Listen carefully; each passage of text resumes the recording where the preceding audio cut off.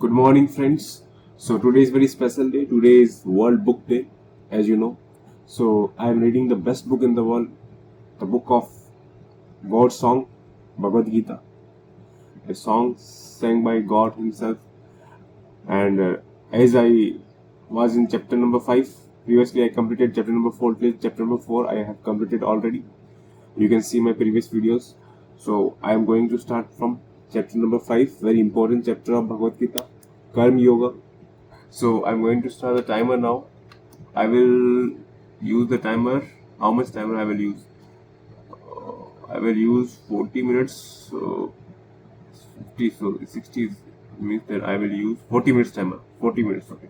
It will be good. 40 minutes timer I will use, and decrease the speed to 1.5. Okay. So I'm going to start it.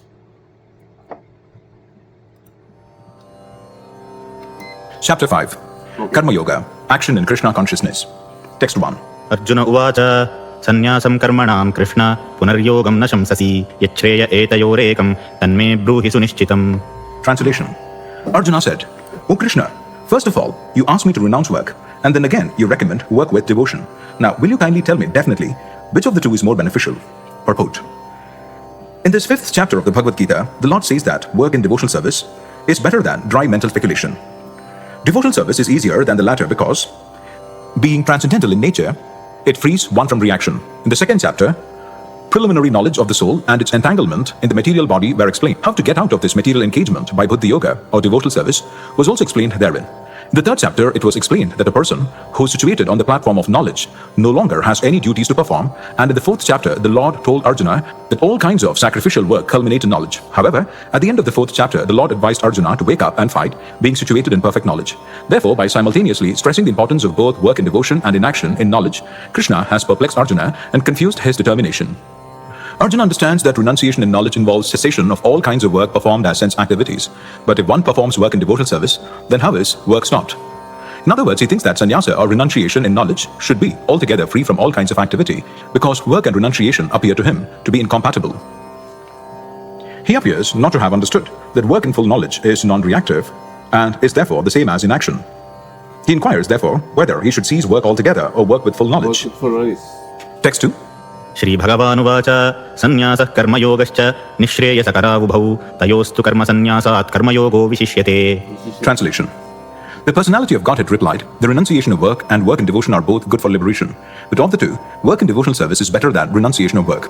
Purport. Fruitive activities seeking sense gratification are cause for material bondage.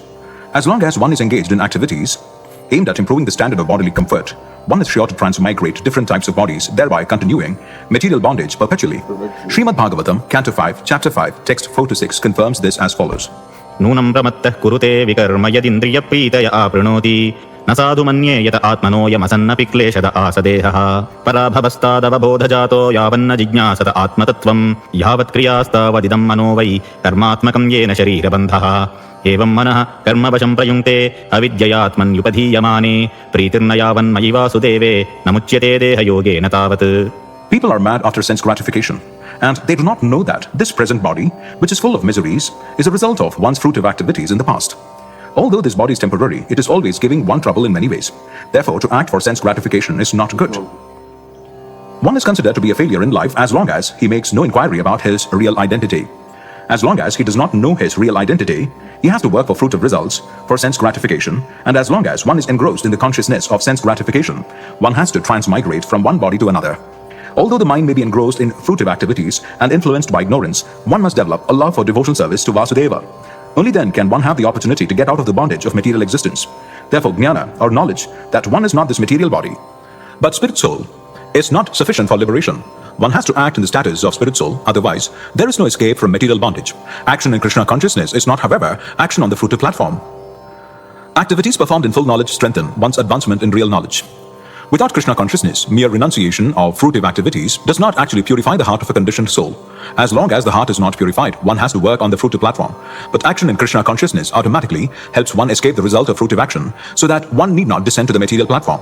Therefore, action in Krishna consciousness is always superior to renunciation, which always entails a risk of falling. Renunciation without Krishna consciousness is incomplete, as is confirmed by Srila Rupa Goswami in his Bhakti Rasamrita Sindhu, Canto 1, Chapter 2, Text 258. प्रापञ्चिकतया बुद्ध्या हरिसम्बन्धिवस्तुनः मुमुक्षुभिः परित्यागो वैराग्यं फल्गु कथ्यते. When persons eager to achieve liberation renounce things related to the Supreme Personality of Godhead, thinking them to be material, their renunciation is called incomplete. Renunciation is complete when it is in the knowledge that everything in existence belongs to the Lord, and that no one should claim proprietorship over anything. One should understand that, factually, nothing belongs to anyone. Then where is the question of renunciation? One who knows that everything is Krishna's property is always situated in renunciation. Since everything belongs to Krishna, everything should be employed in the service of Krishna. This perfect form of action in Krishna consciousness is far better than any amount of artificial renunciation by a sannyasi of the Mayavadi school. Text 3. ज्ञेयः स नित्यसन्न्यासी यो न द्वेष्टि न काङ्क्षति निर्द्वन्द्वो हि महाबाहो सुखं बन्धात् प्रमुच्यते. One who neither hates nor desires the fruits of his activities is known to be always renounced. Such a person, free from all dualities, easily overcomes material bondage and is completely liberated, O mighty armed Arjuna. Purport. One who is fully in Krishna consciousness is always a renouncer because he feels neither hatred nor desire for the results of his actions. Such a renouncer, dedicated to the transcendental loving service of the Lord, is fully qualified in knowledge because he knows his constitutional position in his relationship with Krishna. He knows fully well that Krishna is the whole and that he is part and parcel of Krishna. Such knowledge is perfect because it is qualitatively and quantitatively correct. The concept of oneness with Krishna is incorrect because the part cannot be equal to the whole. Knowledge that one is one in quality, yet different in quantity, is correct transcendental knowledge, leading one to become full in himself, having nothing to aspire to or lament over. There is no duality in his mind because whatever he does for Krishna. Being thus freed from the platform of dualities, he is liberated even in this material world. Text 4. सांख्ययोगौ पृथक् बालाः प्रवदन्ति न पण्डिताः एकमप्यास्थितः सम्यगुभयोर्विन्दते फलम्. Translation. Only the ignorant speak of devotional service, karma yoga, as being different from the analytical study of the material world, Sankhya. Those who are actually learned say that he who applies himself well to one of these paths achieves the results of both. Purport. The aim of the analytical study of the material world is to find the soul of existence. The soul of the material world is Vishnu, or the Supersoul. Devotional service to the Lord entails service to the Supersoul. One process is to find the root of the tree, and the other is to water the root. The real student of Sankhya philosophy finds the root of the material world, Vishnu, and then in perfect knowledge engages himself in the service of the Lord. Therefore, in essence, there is no difference between the two because the aim of both is Vishnu. Those who do not know the ultimate end say that the purposes of Sankhya and Karma Yoga are not the same, but one who is learned knows the unifying aim in these different processes. Text 5. यत्साङ्ख्यैः प्राप्यते स्थानं तद्योगैरपि गम्यते एकं साङ्ख्यं च योगं च यः पश्यति स पश्यति. Translation. One who knows that the position reached by means of analytical study can also be attained by devotional service, and who therefore sees analytical study and devotional service to be on the same level, sees things as they are. Purport. The real purpose of philosophical research is to find the ultimate goal of life. Since the ultimate goal of life is self-realization, there is no difference between the conclusions reached by the two processes. By Sankhya philosophical research, one comes to the conclusion that a living entity is not a part and parcel of the material world, but of the Supreme Spirit whole. Consequently, the Spirit Soul has nothing to do with the material world. His actions must be in some relation with the Supreme. When he acts in Krishna consciousness, he is actually in his constitutional position. In the first process, Sankhya, one has to become detached from matter. And in the devotional yoga process, one has to attach himself to the work of Krishna consciousness. Factually, both processes are the same, although superficially, one process appears to involve detachment and the other process appears to involve attachment. Detachment from matter and attachment to Krishna are one and the same. One who can see this sees things as they are. Text 6. सन्न्यासस्तु महाबाहो दुःखमाप्तुमयोगतः योगमुक्तो मुनिर्ब्रह्मा न चिरेणाधिगच्छति. Merely renouncing all activities, yet not engaging in the devotional service of the Lord, cannot make one happy. But a thoughtful person, engaged in devotional service, can achieve the Supreme without delay. Purport. There are two classes of sannyasis or persons in the renounced order of life. The Mayavadi sannyasis are engaged in the study of Sankhya philosophy, whereas the Vaishnava sannyasis are engaged in the study of Bhagavatam philosophy, which affords the proper commentary on the Vedanta Sutras. The Mayavadi sannyasis also study the Vedanta Sutras, but use their own commentary called Shariraka Bhashya, written by Shankaracharya. The students of the Bhagavata school are engaged in the devotional service of the Lord according to Pancharatriki regulations. And therefore, the Vaishnava sannyasis have multiple engagements in the transcendental service of the Lord. The Vaishnava sannyasis have nothing to do with material activities, and yet they perform various activities in their devotional service to the Lord. But the Mayavadi sannyasis, engaged in the studies of Sankhya and Vedanta and speculation, cannot relish the transcendental service of the Lord. Because their studies become very tedious, they sometimes become tired of Brahman speculation, and thus they take shelter of the Bhagavatam without proper understanding. Consequently, their study of the Srimad Bhagavatam becomes troublesome. Dry speculations and impersonal interpretations by artificial means are all useless for the Mayavadi sannyasis. The Vaishnava sannyasis who are engaged in devotional service are happy in the discharge of their transcendental duties, and they have the guarantee of ultimate entrance into the kingdom of God. The Mayavadi sannyasis sometimes fall down from the path of self-realization and again enter into material activities of a philanthropic and altruistic nature, which are nothing but material engagements. Therefore, the conclusion is that those who are engaged in Krishna-conscious activities are better situated than the sannyasis engaged in simple speculation about what is Brahman and what is not Brahman, although they too come to Krishna consciousness after many births. Text 7. Yoga yukto vishuddhatma vijitatma jitendriyah sarvabhutatma bhutatma kurvannapi na lipyate. Translation. One who works in devotion, who is a pure soul, and who controls his mind and senses is dear to everyone, and everyone is dear to him. Though always working, such a man is never entangled. Purport. One who is on the path of liberation by Krishna consciousness is very dear to every living being, and every living being is dear to him. This is due to his Krishna consciousness. Such a person cannot think of any living being as separate from Krishna, just as the leaves and branches of a tree are not separate from the tree. He knows very well that by pouring water on the root of the tree, the water will be distributed to all the leaves and branches, or by supplying food to the stomach, the energy is automatically distributed throughout the body. Because one who works in Krishna consciousness is servant to all, he is very dear to everyone. And because everyone is satisfied by his work, he is pure in consciousness. Because he is pure in consciousness, his mind is completely controlled. And because his mind is controlled, his senses are also controlled. Because his mind is always fixed on Krishna, there is no chance of his being deviated from Krishna, nor is there a chance that he will engage his senses in matters other than the service of the Lord. He does not like to hear anything except topics relating to Krishna. He does not like to eat anything which is not offered to Krishna, and he does not wish to go anywhere if Krishna is not involved. Therefore, his senses are controlled. A man of controlled senses cannot be offensive to anyone. One may ask, why then was Arjuna offensive in battle to others? Wasn't he in Krishna consciousness? Arjuna was only superficially offensive because, as has already been explained in the second chapter, all the assembled persons on the battlefield would continue to live individually, as the soul cannot be slain. So spiritually, no one was killed on the battlefield of Kurukshetra, only their dresses were changed by the order of Krishna, who was personally present. Therefore, Arjuna, while fighting on the battlefield of Kurukshetra, was not really fighting at all. He was simply carrying out the orders of Krishna in full Krishna consciousness. Such a person is never entangled in the reactions of work. Texts 8 and 9. नैव किञ्चित् करोमीति युक्तो मन्येत तत्त्ववित् पश्यन् शृण्वन् स्पृशन् जिघ्रन् अश्नन् गच्छन् स्वपन् श्वसन् प्रलपन् विसृजन् गृह्णन् उन्मिषन् निमिषन्नपि इन्द्रियाणि इन्द्रियार्थेषु वर्तन्त इति धारयन्. Translation. A person in the divine consciousness, although engaged in seeing, hearing, touching, smelling, eating, moving about, sleeping and breathing, always knows within himself that he actually does nothing at all. Because while speaking, evacuating, receiving or opening or closing his eyes, he always knows that only the material senses are engaged with their objects and that he is aloof from them. Purport. A person in Krishna consciousness is pure in his existence, and consequently he has nothing to do with any work which depends upon 5 immediate and remote causes: the doer, the work, the situation, the endeavor and fortune. This is because he is engaged in the loving transcendental service of Krishna. Although he appears to be acting with his body and senses, he is always conscious of his actual position, which is spiritual engagement. In material consciousness, the senses are engaged in sense gratification, but in Krishna consciousness, the senses are engaged in the satisfaction of Krishna's senses. Therefore, the Krishna conscious person is always free, even though he appears to be engaged in affairs of the senses. Activities such as seeing and hearing are actions of the senses meant for receiving knowledge, whereas moving, speaking, evacuating, etc. are actions of the senses meant for work. A Krishna conscious person is never affected by the actions of the senses. He cannot perform any act except in the service of the Lord, because he knows that he is the eternal servitor of the Lord. Text 10. ब्रह्मण्याधाय कर्माणि संगं त्यक्त्वा करोति यः लिप्यते न स पापेन पद्मपत्रमिवाम्भसा. Translation. One who performs his duty without attachment, surrendering the results unto the Supreme Lord, is unaffected by sinful action, as the lotus leaf is untouched by water. Purport. Here, Brahmani means in Krishna consciousness. The material world is a sum total manifestation of the 3 modes of material nature, technically called the Pradhana. The Vedic hymns Sarvam hi etat Brahma, Mandukya Upanishad 2, Tasmad etat Brahma, Nama Rupam, Annam cha Jayate, Mundaka Upanishad, Canto 1, Chapter 2, Text 10, and in the Bhagavad Gita, Chapter 14, Text 3, Mama Yonir Mahat Brahma indicate that everything in the material world is a manifestation of Brahman, and although the effects are differently manifested, they are not different from the cause. In the Upanishad, it is said that everything is related to the Supreme Brahman or Krishna, and thus everything belongs to him only. One who knows perfectly well that everything belongs to Krishna, that he is the proprietor of everything, and that therefore everything is engaged in the service of the Lord, naturally has nothing to do with the results of his activities, whether virtuous or sinful. Even one's material body, being a gift of the Lord for carrying out a particular type of action, can be engaged in Krishna consciousness. It is then beyond contamination by sinful reactions, exactly as the lotus leaf, though remaining in the water, is not wet. The Lord also says in the Gita, Chapter 3, Text 30, Mai sarvani karmani sanyasya.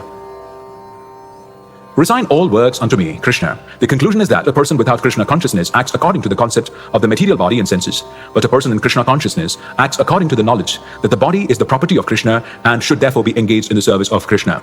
Text 11. कायेन मनसा बुद्ध्या कैवलैरिन्द्रियैरपि योगिनः कर्म कुर्वन्ति सङ्गं त्यक्त्वात्मशुद्धये. Translation. The yogis, abandoning attachment, act with body, mind, intelligence, and even with the senses only for the purpose of purification. Purport. When one acts in Krishna consciousness for the satisfaction of the senses of Krishna, any action, whether of the body, mind, intelligence, or even the senses, is purified of material contamination. There are no material reactions resulting from the activities of a Krishna conscious person. Therefore, purified activities, which are generally called sadachara, can be easily performed by acting in Krishna consciousness. Sri Rupa Goswami in his Bhakti Rasamrita Sindhu, Canto 1, Chapter 2, Text 187, describes this as follows. इहा यस्य हरेर्दास्ये कर्मणा मनसा गिरा निखिला स्वप्यवस्थासु जीवन्मुक्तस्य उच्यते. A person acting in Krishna consciousness, or in other words, in the service of Krishna, with his body, mind, intelligence, and words, is a liberated person even within the material world, although he may be engaged in many so-called material activities. He has no false ego, for he does not believe that he is this material body or that he possesses the body. He knows that he is not this body and that this body does not belong to him. He himself belongs to Krishna, and the body too belongs to Krishna. When he applies everything produced of the body, mind, intelligence, words, life, wealth, etc., whatever he may have within his possession to Krishna's service, he is at once dovetailed with Krishna. He is one with Krishna and is devoid of the false ego that leads one to believe that he is the body, etc. This is the perfect stage of Krishna consciousness. Text 12. युक्तः कर्मफलं त्यक्त्वा शान्तिमाप्नोति नैष्ठिकीम् अयुक्तः कामकारेण फले सक्तो निबध्यते. Translation. The steadily devoted soul attains unadulterated peace because he offers the result of all activities to me, whereas a person who is not in union with the divine, who is greedy for the fruits of his labor, becomes entangled. Purport. The difference between a person in Krishna consciousness and a person in bodily consciousness is that the former is attached to Krishna, whereas the latter is attached to the results of his activities. The person who is attached to Krishna and works for him only is certainly a liberated person, and he has no anxiety over the results of his work. In the Bhagavatam, the cause of anxiety over the result of an activity is explained as being one's functioning in the conception of duality, that is, without knowledge of the absolute truth. Krishna is the supreme absolute truth, the personality of Godhead. In Krishna consciousness, there is no duality. All that exists is a product of Krishna's energy, and Krishna is all good. Therefore, activities in Krishna consciousness are on the absolute plane. They are transcendental and have no material effect. One is therefore filled with peace in Krishna consciousness, but one who is entangled in profit calculation for sense gratification cannot have that peace. This is the secret of Krishna consciousness. Realization that there is no existence besides Krishna is the platform of peace and fearlessness. Text 13. सर्वकर्माणि मनसा सन्न्यस्यास्ते सुखं वशी नवद्वारे पुरे देहि नैव कुर्वन्न कारयन्. Translation. When the embodied living being controls his nature and mentally renounces all actions, he resides happily in the city of 9 gates, the material body, neither working nor causing work to be done. Purport. The embodied soul lives in the city of 9 gates. The activities of the body, or the figurative city of body, are conducted automatically by its particular modes of nature. The soul, although subjecting himself to the conditions of the body, can be beyond those conditions if he so desires. Owing only to forgetfulness of his superior nature, he identifies with the material body and therefore suffers. By Krishna consciousness, he can revive his real position and thus come out of his embodiment. Therefore, when one takes to Krishna consciousness, one at once becomes completely aloof from bodily activities. In such a controlled life in which his deliberations are changed, he lives happily within the city of 9 gates. The 9 gates are mentioned as follows. नवद्वारे पुरे देहि हंसो लोलायते बहिः वशी सर्वस्य लोकस्य स्थावरस्य चरस्य च. The Supreme Personality of Godhead, who is living within the body of a living entity, is the controller of all living entities all over the universe. The body consists of 9 gates, 2 eyes, 2 nostrils, 2 ears, 1 mouth, the anus and the genitals. The living entity in his conditioned stage identifies himself with the body, but when he identifies himself with the Lord within himself, he becomes just as free as the Lord, even while in the body. Shvetashvatara Upanishad, Chapter 3, Text 18. Therefore, a Krishna conscious person is free from both the outer and inner activities of the material body. Text 14. न कर्तृत्वं न कर्माणि लोकस्य सृजति प्रभुः न कर्मफलसंयोगं स्वभावस्तु प्रवर्तते. Translation. The embodied spirit, master of the city of his body, does not create activities, nor does he induce people to act, nor does he create the fruits of action. All this is enacted by the modes of material nature. Purport. The living entity, as will be explained in the 7th chapter, is one of the energies or natures of the Supreme Lord, but is distinct from matter, which is another nature called inferior of the Lord. Somehow, the superior nature, the living entity, has been in contact with material nature since time immemorial. The temporary body or material dwelling place which he obtains is the cause of varieties of activities and their resultant reactions. Living in such a conditional atmosphere, one suffers the results of the activities of the body by identifying himself in ignorance with the body. It is ignorance acquired from time immemorial that is the cause of bodily suffering and distress. As soon as the living entity becomes aloof from the activities of the body, he becomes free from the reactions as well. As long as he is in the city of body, he appears to be the master of it, but actually is neither its proprietor nor controller of its actions and reactions. He is simply in the midst of the material ocean, struggling for existence. The waves of the ocean are tossing him, and he has no control over them. His best solution is to get out of the water by transcendental Krishna consciousness. That alone will save him from all turmoil. Text 15. नादत्ते कस्यचित् पापं न चैव सुकृतं विभुः अज्ञानेनावृतं ज्ञानं तेन मुह्यन्ति जन्तवः. Translation. Nor does the Supreme Lord assume anyone's sinful or pious activities. Embodied beings, however, are bewildered because of the ignorance which covers their real knowledge. Purport. The Sanskrit word Vibhu means the Supreme Lord, who is full of unlimited knowledge, riches, strength, faith, beauty, and renunciation. He is always satisfied in himself, undisturbed by sinful or pious activities. He does not create a particular situation for any living entity, but the living entity, bewildered by ignorance, desires to be put into certain conditions of life, and thereby his chain of action and reaction begins. A living entity is, by superior nature, full of knowledge. Nevertheless, he is prone to be influenced by ignorance due to his limited power. The Lord is omnipotent, but the living entity is not. The Lord is Vibhu, or omniscient, but the living entity is Anu, or atomic. Because he is a living soul, he has the capacity to desire by his free will. Such desire is fulfilled only by the omnipotent Lord. And so, when the living entity is bewildered in his desires, the Lord allows him to fulfill those desires, but the Lord is never responsible for the actions and reactions of the particular situation, which may be desired. Being in a bewildered condition, therefore, the embodied soul identifies himself with the circumstantial material body and becomes subjected to the temporary misery and happiness of life. The Lord is the constant companion of the living entity as Paramatma, or the super soul. And therefore, he can understand the desires of the individual soul as one can smell the flavor of a flower by being near it. Desire is a subtle form of conditioning for the living entity. The Lord fulfills his desire as he deserves. Man proposes and God disposes. The individual is not therefore omnipotent in fulfilling his desires. The Lord, however, can fulfill all desires, and the Lord, being neutral to everyone, does not interfere with the desires of the minute independent living entities. However, when one desires Krishna, the Lord takes special care and encourages one to desire in such a way that one can attain to him and be eternally happy. The Vedic hymns therefore declare, एष उह्येव साधु कर्म कारयति तं यमेभ्यो लोकेभ्य उन्निनीशते एष उ एवा साधु कर्म कारयति यमधो निनीशते. The Lord engages the living entity in pious activities so that he may be elevated. The Lord engages him in impious activities so that he may go to hell. Go to hell.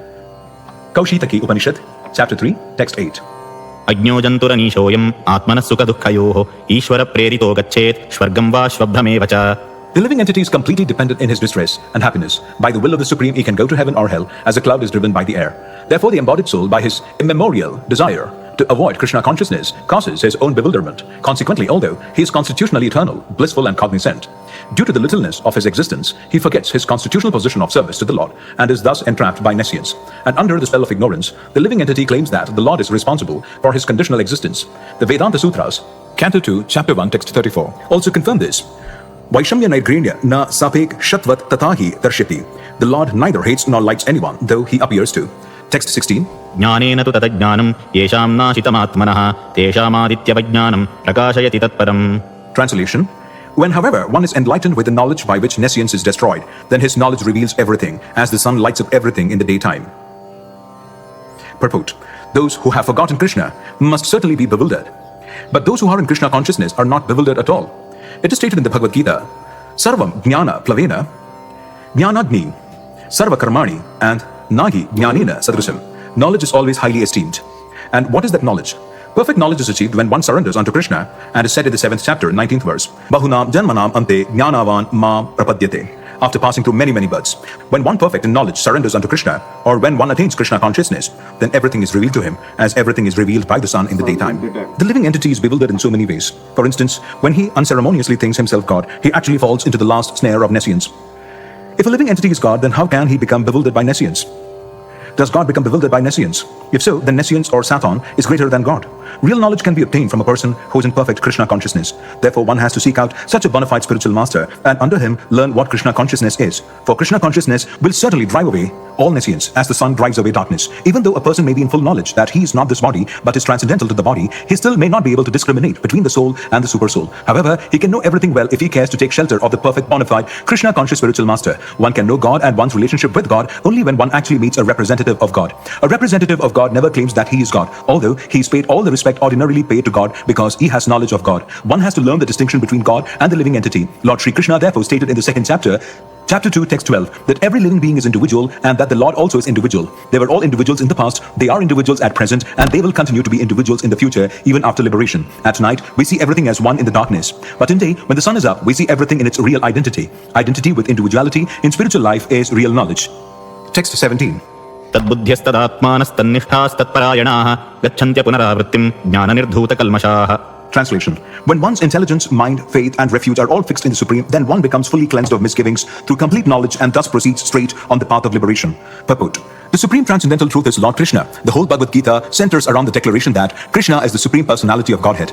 That is the version of all Vedic literature. Paratattva means the Supreme Reality, who is understood by the knowers of the Supreme as Brahman, Paramatma, and Bhagavan. Bhagavan, or the Supreme Personality of Godhead, is the last word in the Absolute. There is nothing more than that. The Lord says, Mata Parataram Nanyat Kinchit Asti Dhananjaya. Impersonal Brahman is also supported by Krishna. Brahmanohi Pratishtaham. Therefore, in all ways, Krishna is the Supreme Reality, one whose mind, intelligence, faith, and refuge are always in Krishna, or in other words, one who is fully in Krishna consciousness, is undoubtedly washed clean of all misgivings and is in perfect knowledge in everything concerning transcendence. A Krishna conscious person can thoroughly understand that there is duality, simultaneous identity, and individuality in Krishna, and equipped with such transcendental knowledge, one can make steady progress on the path of liberation. Text 18. विद्या विनय संपन्ने ब्राह्मणे गविहस्तिनि शुनिचैव श्वपाके च पंडिताः समदर्शिनः. Translation. The humble sages, by virtue of true knowledge, see with equal vision a learned and gentle Brahmana, a cow, an elephant, a dog, and a dog-eater outcast. Purport. A Krishna-conscious person does not make any distinction between species or castes. The Brahmana and the outcast may be different from the social point of view, or a dog, a cow, and an elephant may be different from the point of view of species. But these differences of body are meaningless from the viewpoint of a learned transcendentalist. This is due to their relationship to the Supreme, for the Supreme Lord, by his plenary portion as Paramatma, is present in everyone's heart. Such an understanding of the Supreme is real knowledge. As far as the bodies are concerned, in different castes or different species of life, the Lord is equally kind to everyone because he treats every living being as a friend, yet maintains himself as Paramatma regardless of the circumstances of the living entities. The Lord as Paramatma is present both in the outcast and in the Brahmana, although the body of a Brahmana and that of an outcast are not the same. The bodies are material productions of different modes of material nature. But the soul and the supersoul within the body are of the same spiritual quality. The similarity in the quality of the soul and the supersoul, however, does not make them equal in quantity, for the individual soul is present only in that particular body, whereas the Paramatma is present in each and every body. Krishna conscious person has full knowledge of this, and therefore he is truly learned and has equal vision. The similar characteristics of the soul and supersoul are that they are both conscious, eternal, and blissful. But the difference is that the individual soul is conscious within the limited jurisdiction of the body, whereas the supersoul is conscious of all bodies. The supersoul is present in all bodies without distinction. Text 19. इहैव तैर्जितः सर्गो येषां साम्ये स्थितं मनः निर्दोष हि समं ब्रह्म तस्मात् ब्रह्मणि ते स्थिताः. Translation. Those whose minds are established in sameness and equanimity have already conquered the conditions of birth and death. They are flawless like Brahman, and thus they are already situated in Brahman. Purport. Equanimity of mind, as mentioned above, is the sign of self-realization. Those who have actually attained to such a stage should be considered to have conquered material conditions, specifically birth and death. As long as one identifies with this body, he is considered a conditioned soul. But as soon as he is elevated to the stage of equanimity through realization of self, he is liberated from conditional life. In other words, he is no longer subject to take birth in the material world, but can enter into the spiritual sky after his death. The Lord is flawless because he is without attraction or hatred. Similarly, when a living entity is without attraction or hatred, he also becomes flawless and eligible to enter into the spiritual sky. Such persons are to be considered already liberated, and their symptoms are described below. Text 20. न प्रहृष्येत् प्रियं प्राप्य नोद्विजेत् प्राप्य च प्रियं स्थिरबुद्धिरसम्मूढो ब्रह्मविद् ब्रह्मणि स्थितः. A person who neither rejoices upon achieving something pleasant nor laments upon obtaining something unpleasant, who is self-intelligent, who is unbewildered, and who knows the signs of God is already situated in transcendence. Purport. The symptoms of the self-realized person are given herein. The first symptom is that he is not illusioned by the false identification of the body with his true self. He knows perfectly well that he is not this body, but is the fragmental portion of the Supreme Personality of Godhead. He is therefore not joyful in achieving something, nor does he lament in losing anything which is related to his body. This steadiness of mind is called sthirabuddhi or self-intelligence. He is therefore never bewildered by mistaking the gross body for the soul, nor does he accept the body as permanent and disregard the existence of the soul. This knowledge elevates him to the station of knowing the complete signs of the absolute truth, namely Brahman, Paramatma, and Bhagavan. He thus knows his constitutional position perfectly well, without falsely trying to become one with the Supreme in all respects. This is called Brahman realization or self-realization. Such steady consciousness is called Krishna Consciousness. Text 21. बाह्यस्पर्शेष्वसक्तात्मा विन्दत्यात्मनि यत् सुखं स ब्रह्मयोगयुक्तात्मा सुखमक्षयमश्नुते. Translation. Such a liberated person is not attracted to material sense pleasure, but is always in trance, enjoying the pleasure within. In this way, the self-realized person enjoys unlimited happiness, for he concentrates on the Supreme. Purport. Sri Yamunacharya, a great devotee in Krishna consciousness, said, यदवधि मम चेतः कृष्णपादारविन्दे नवनवरसधामन्युद्यतं रन्तुमासीत् तदवधि बत नारी सङ्गमे स्मर्यमाने भवति मुखविकारः सुष्ठु निष्ठीवनं च. Since I have been engaged in the transcendental loving service of Krishna, realizing ever new pleasure in him, whenever I think of sex pleasure, I spit at the thought and my lip curl with distaste. A person in Brahma Yoga or Krishna consciousness is so absorbed in the loving service of the Lord that he loses his taste for material sense pleasure altogether. The highest pleasure in terms of matter is sex pleasure. The whole world is moving under its spell, and a materialist cannot work at all without this motivation. But a person engaged in Krishna consciousness can work with greater rigor without sex pleasure, which he avoids. That is the test in spiritual realization. Spiritual realization and sex pleasure go ill together. A Krishna conscious person is not attracted to any kind of sense pleasure due to his being a liberated soul. Text 22. ये हि संस्पर्शजा भोगा दुःखयोनय एव ते आद्यन्तवन्तः कौन्तेय न तेषु रमते बुधः. Translation. An intelligent person does not take part in the sources of misery which are due to contact with the material senses. O son of Kunti, such pleasures have a beginning and an end, and so the wise man does not delight in them. Purport. Material sense pleasures are due to the contact of the material senses, which are all temporary because the body itself is temporary. A liberated soul is not interested in anything which is temporary. Knowing well the joys of transcendental pleasures, how can a liberated soul agree to enjoy false pleasure? In the Padma Purana, it is said, Ramante yogino nante, satyanande chidatmani, iti rama pade naso, param brahmabhi diyate. The mystics derive unlimited transcendental pleasures from the absolute truth, and therefore, the supreme absolute truth, the personality of Godhead, is also known as Rama. In the Srimad Bhagavatam also, Canto 5, Chapter 5, Text 1, it is said, Nayam deho deha, bhajam draloke, kashtan kaman arhate vidbujam e, tapo divyam putraka yena sattvam, Shuddha ed yasmat brahma saukyam tva anantam. My dear sons, there is no reason to labor very hard for sense pleasure while in this human form of life. Such pleasures are available to the stool heaters, hogs. Rather, you should undergo penances in this life by which your existence will be purified, and as a result, you will be able to enjoy unlimited transcendental bliss. Therefore, those who are true yogis or learned transcendentalists are not attracted by sense pleasures, which are the causes of continuous material existence. The more one is addicted to material pleasures, the more he is entrapped by material miseries. Text 23. शक्नोति have यः सोढं प्राक्शरीरविमोक्षणात् कामक्रोधोद्भवं वेगं स युक्तः स सुखी नरः.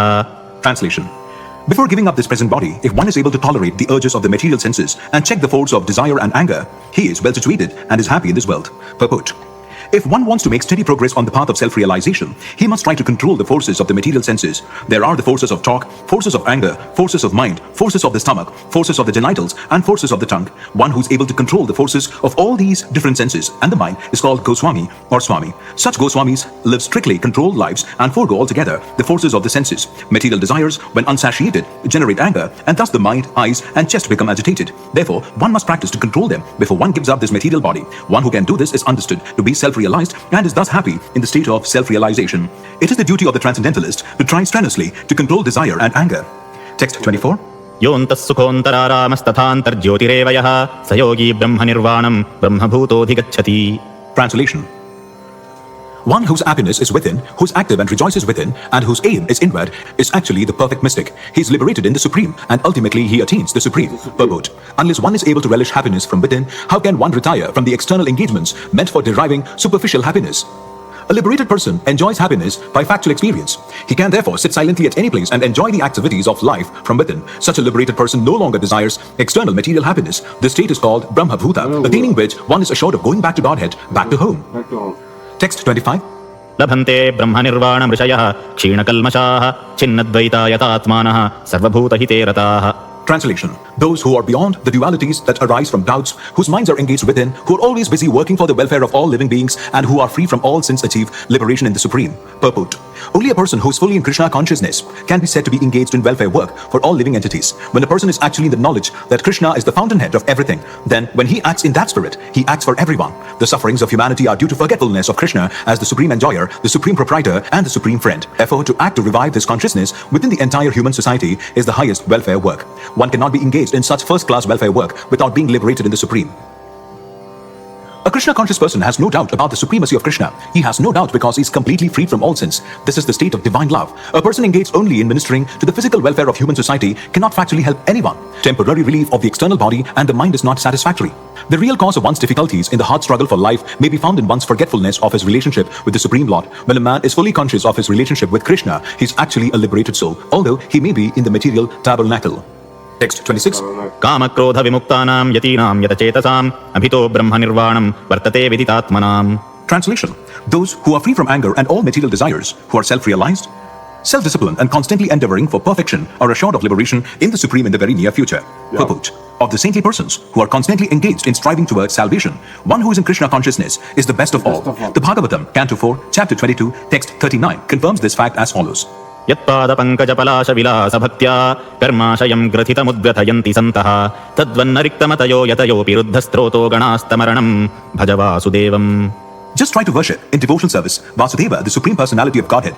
Even great sages are not able to control the forces of the senses as effectively as those who are engaged in transcendental bliss by serving the lotus feet of the Lord, uprooting the deep-grown desire for fruitive activities.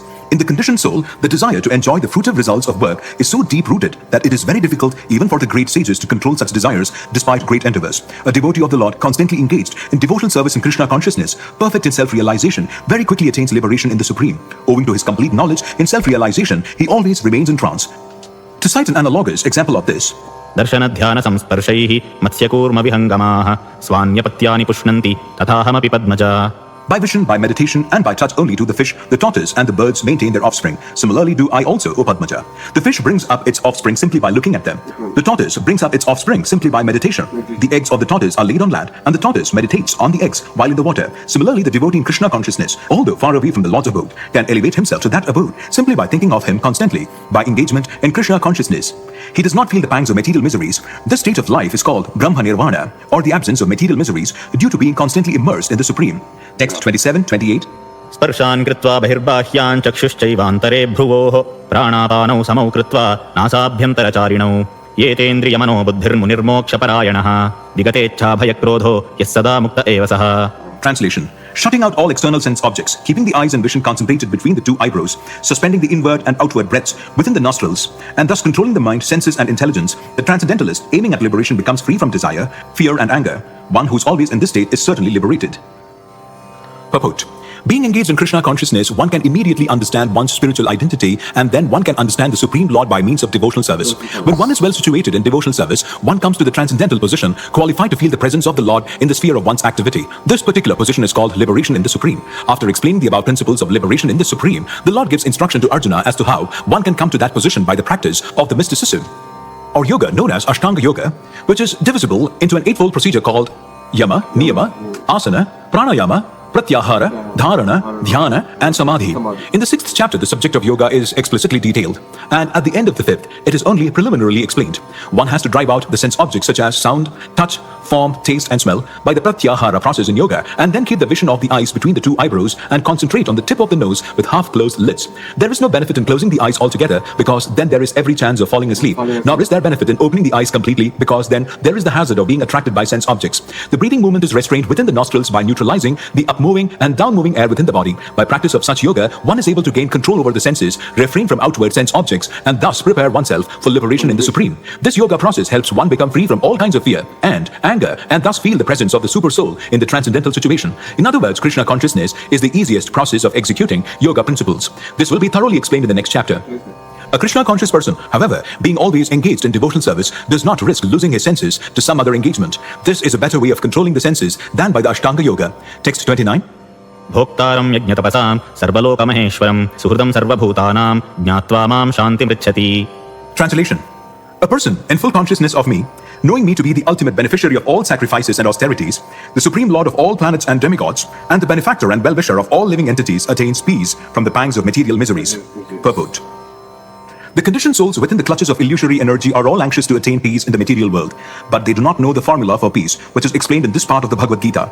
The greatest peace formula is simply this: Lord Krishna is the beneficiary in all human activities. Men should offer everything to the transcendental service of the Lord, because he is the proprietor of all planets and the demigods thereon. No one is greater than he. He is greater than the greatest of the demigods, Lord Shiva and Lord Brahma. In the Vedas, Svetashvatara Upanishad, chapter 6, text 7, the Supreme Lord is described as Tam Ishwaranam, Paramam Maheshwaram. Under the spell of illusion, living entities are trying to be lords of all they survey, but actually they are dominated by the material energy of the Lord. The Lord is the master of material nature, and the conditioned souls are under the stringent rules of material nature. Unless one understands these bare facts, it is not possible to achieve peace in the world, either individually or collectively. This is the sense of Krishna consciousness. Lord Krishna is the supreme predominator, and all living entities, including the great demigods, are his subordinates. One can attain perfect peace only in complete Krishna consciousness. This fifth chapter is a practical explanation of Krishna consciousness, generally known as Karma Yoga. The question of mental speculation as to how Karma Yoga can give liberation is answered herewith. To work in Krishna consciousness is to work with the complete knowledge of the Lord as the predominator. Such work is not different from transcendental knowledge. Direct Krishna consciousness is Bhakti Yoga, and Jnana Yoga is a path leading to Bhakti Yoga. Krishna consciousness means to work in full knowledge of one's relationship with the Supreme Absolute, and the perfection of this consciousness is full knowledge of Krishna, or the Supreme Personality of Godhead. A pure soul is the eternal servant of God as his fragmental part and parcel. He comes into contact with Maya illusion due to the desire to lord it over Maya, and that is the cause of his many sufferings. As long as he is in contact with matter, he has to execute work in terms of material necessities. Krishna consciousness, however, brings one into spiritual life even while one is within the jurisdiction of matter, for it is an arousing of spiritual existence by practice in the material world. The more one is advanced, the more he is freed from the clutches of matter. The Lord is not partial toward anyone. Everything depends on one's practical performance of duties in Krishna consciousness, which helps one control the senses in every respect and conquer the influence of desire and anger. And one who stands fast in Krishna consciousness, controlling the above-mentioned passions, remains factually in the transcendental stage, or Brahma Nirvana. The Eightfold Yoga mysticism is automatically practiced in Krishna consciousness because the ultimate purpose is served. There is a gradual process of elevation in the practice of Yama, Niyama, Asana, Pranayama, Pratyahara, Dharana, Dhyana and Samadhi. But these only preface perfection by devotional service, which alone can award peace to the human being. It is the highest perfection of life. Thus end the Bhaktivedanta purports to the fifth chapter of the Srimad Bhagavad Gita in the matter of Karma Yoga, or action in Krishna consciousness. Hope you like it. This chapter of Bhagavad Gita as it is, Karma Yoga, chapter number 5. So, Chapter 6, Dhyana Yoga, text 1. I am to stop Shri it. भगवानुवाच अनाश्रितः कर्मफलं कार्यं कर्म करोति यः स सन्न्यासी च योगी च न निरग्निर्न Okay. I will continue the chapter number 6, Dhyana Yoga, tomorrow. And again, I am wishing a happy World Book Day. Today's World Book Day. So, read books, and best book to read is Bhagavad Gita. Read it well, okay? And hope you like this video. Don't forget to subscribe my channel if you haven't subscribed yet, and share this video with your friends and like this video, okay? Thank you so much for watching it. Now I'm going to stop it. Thank you so much.